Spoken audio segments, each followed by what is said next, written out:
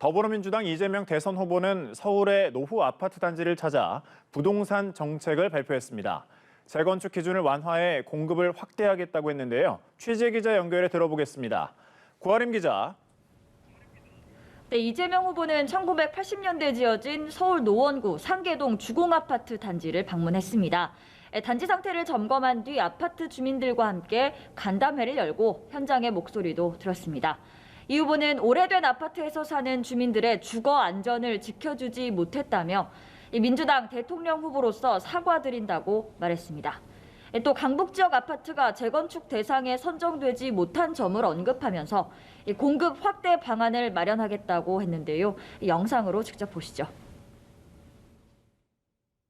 저도 한 30년 된 아파트에 살고 있는데 피곤하긴 해요. 근데 신도시라서 거기는 이제 얘기도 못 꺼내고 있긴 하지만 그보다 훨씬 더 오래 지어진 이런 아파트들 오지 가겠습니까?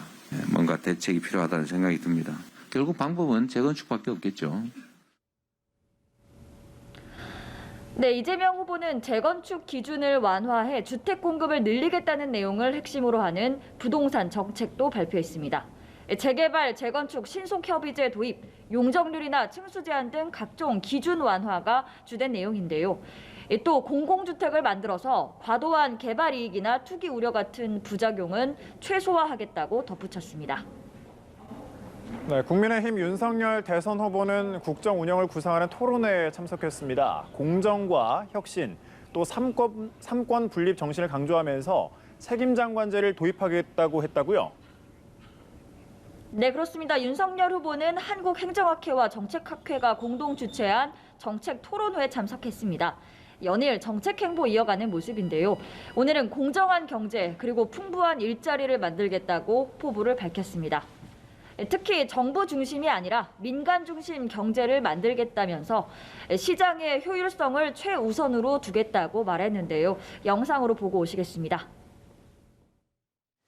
공정한 경제, 안전한 사회, 풍부한 일자리를 통해 내가 행복해지는 내일을 만들고자 합니다. 우리 경제는 정부 중심이 아니라 민간 중심으로 변해야 합니다. 민간의 창의력과 시장의 효율성을 최대한 활용해야 합니다.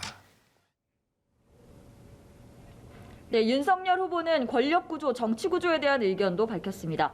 특히 청와대로 권력이 집중되지 않도록 책임 장관제를 도입해서 국정운영 체계를 개선하고 또 행정부가 정치적인 외압에 휘둘리지 않게 하겠다고 강조하기도 했습니다. 이후 정부의 전기요금 인상 계획을 전면 백지화하겠다는 공약도 밝혔는데요. 코로나 사태로 인해서 소상공인의 어려움이 커진 상황에서 서민들의 부담을 조금이라도 더 덜어줘야 한다는 취지입니다. 네, 정의당 심상정 대선 후보는 어젯밤에 돌연 오늘 일정을 전면 취소해 파장이 일었습니다. 선대위에서 일괄 사퇴 의사를 밝혔다고요? 네, 그렇습니다. 정의당 선대위는 현재 선거 상황의 심각성을 인식하고 선대위원장을 비롯한 선대위원이 일괄 사퇴하기로 했다고 밝혔습니다. 심상정 대선 후보가 어제 저녁 돌연 숙고에 들어가겠다며 오늘 일정을 취소한 데 따른 조치입니다.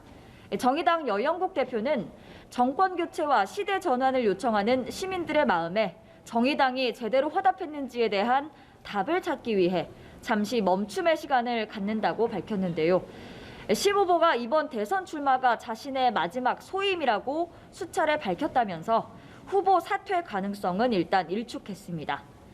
또 국민의당 안철수 대선 후보는 이재명 후보에 대한 공세를 폈습니다. 이 후보의 변호사비 대납 의혹을 제기했던 이병철 씨가 숨진 것을 언급하면서 이 후보의 비리 의혹에 키를 쥔 분들이 살인 멸구 당하고 있다고 이야기했습니다.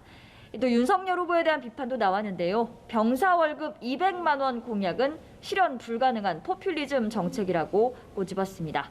지금까지 국회에서 전해드렸습니다.